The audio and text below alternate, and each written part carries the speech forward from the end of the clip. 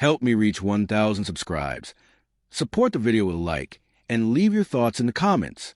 I read every comments. Thanks. I didn't expect it didn't feel like a trial, but somewhere between the second glass of wine and the untouched plate in front of me, that's exactly what it became. The table was crowded, warm with laughter, clinking cutlery, familiar faces. On the surface, everything looked normal. Inside, I was shrinking by the minute. My name is Daniel, and that night I learned how quietly a person can be erased while still sitting at the table. It was her sister's birthday, a small gathering at a cozy Italian place downtown. Nothing fancy. Emily sat beside me, close enough that our knees touched, close enough to look like a couple to anyone watching. We'd been together a year. Long enough, I thought, to feel secure. Long enough to matter. I was wrong. It started innocently. Someone mentioned an old trip to Colorado, and Emily laughed. That soft laugh I used to think was just for me. "Oh my God, that reminds me of Mark," she said, smiling at the memory like it was a private gift. He planned the whole thing. Drove 12 hours straight, just so we wouldn't miss sunrise in the mountains. The name landed heavier than it should have. Mark, her ex. I'd heard of him, of course. You always hear about the ex. I told myself this was harmless, just nostalgia. People have pasts. I nodded, took a sip of water, waited for the conversation to move on. It didn't. Her cousin leaned in. Mark was a photographer, right? The one with the cool job. Yeah, Emily said quickly. Too quickly. He was insanely talented. Everyone loved him. She glanced around the table, as if checking for agreement, and got it. Heads nodded. Smiles formed. Someone said, "He was a great guy." I smiled too. Or at least, I think I did.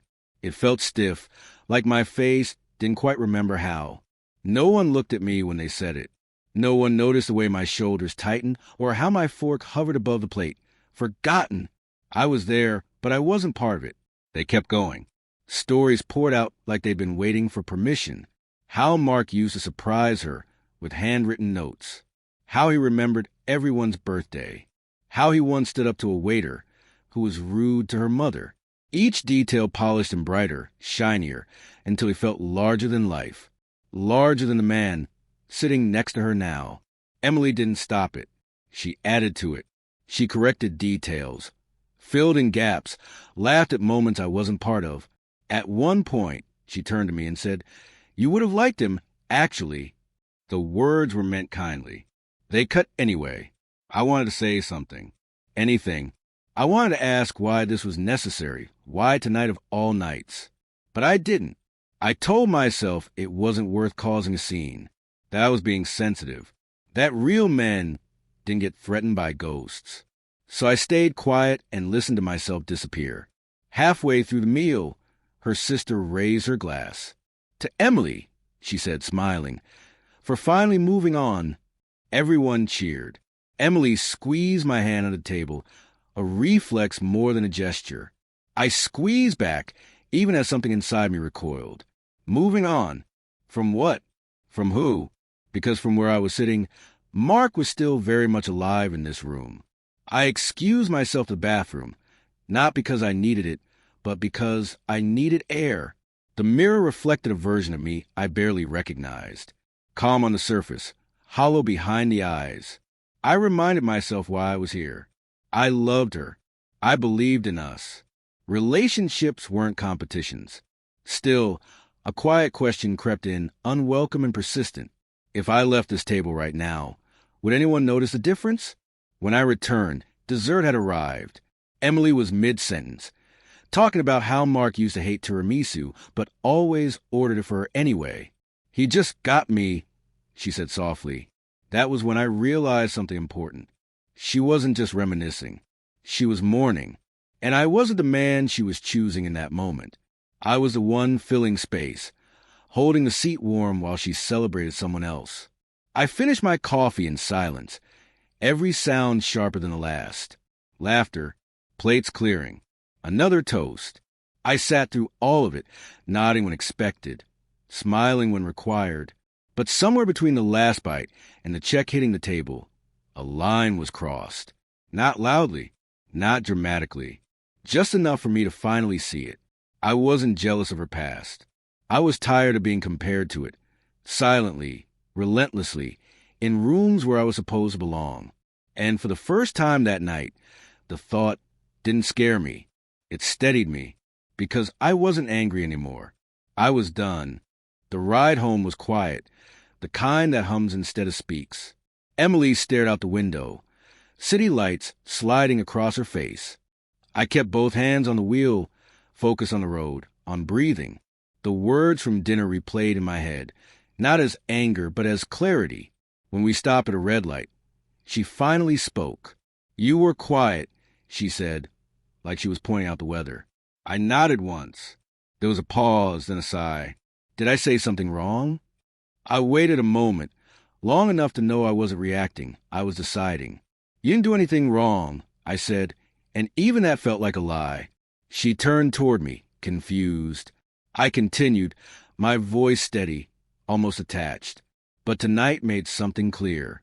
She waited. That used to be enough to keep me talking. Not anymore. "I don't think you realize how often he's still in the room with us," I said. Her brows knit together. "That's not fair."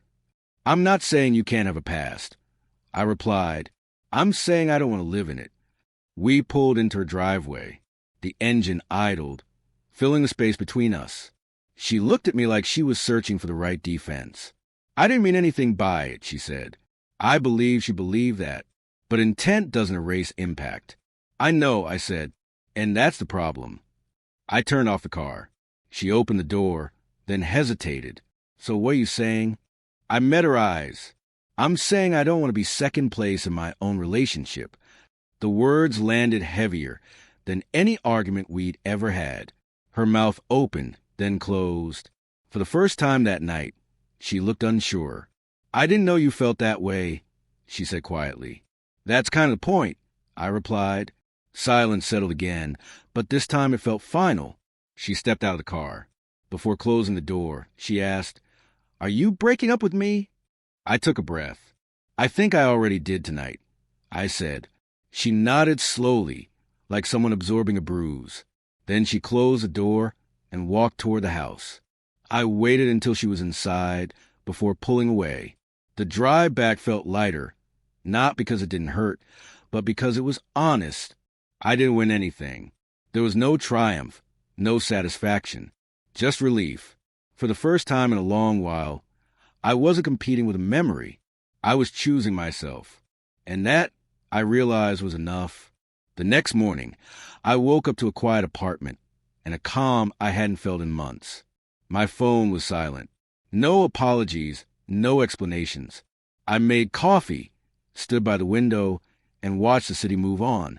It struck me how often I'd been waiting for permission to matter. That wait was over. Later that day, I packed a few things she left at my place into a box. I didn't rush. There was no urgency anymore. I wasn't trying to prove a point. I was just closing a chapter. A week later, we met briefly to exchange the box. She looked different, quieter. So did I. We were polite, careful. No talk of Mark. No talk of us. When it was over, she said, "I never meant to make you feel small." I nodded. "I know," I replied. That didn't change the fact that I had. We said goodbye without promises. As I walked away, I felt something solid settle in my chest. Not bitterness, not regret, self-respect. I didn't hate her. I didn't hate the past either. I just refused to compete with it. Some dinners end relationships not because of what's said, but because of what's revealed. That night revealed everything I needed to know. I wasn't second best. I was simply done pretending I could be. And walking away, calmly and quietly, was the first real choice I'd made in a long time. It wasn't dramatic. It was necessary. Sometimes dignity doesn't shout. Sometimes it just stands up and leaves. That was the night I stopped playing second best and started living first. Not for revenge, not to teach a lesson, but because I finally understood my worth. And once you see that clearly, you can't unsee it, no matter who's at the table. I walked away whole and that was more than enough for me. For the time, I didn't feel second to anyone.